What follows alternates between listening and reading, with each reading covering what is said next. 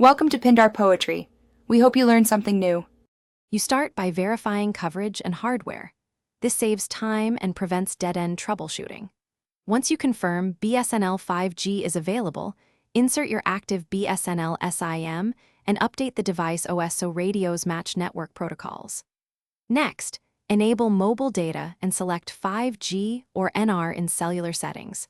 Some phones hide the option until a reboot, so restart the device to force network negotiation. Make sure airplane mode is off, and signal bars show 5. You now refine device parameters to keep a stable 5G connection. Change the APN to BSNL recommended profile so data routing and MMS work correctly. Save and activate it.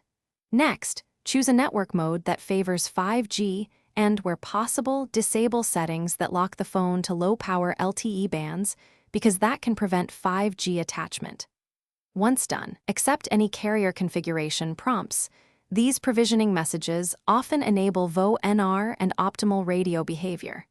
Finally, test with a speed check and a data-heavy app. You finish by validating performance and knowing how to recover if it fails. Run a speed and latency test to confirm 5G throughput. Low results can mean poor signal or congestion.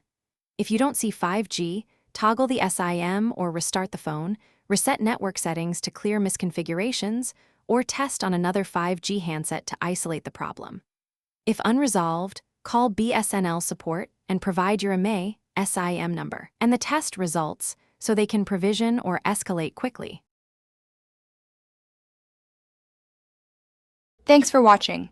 Consider subscribing if we helped you.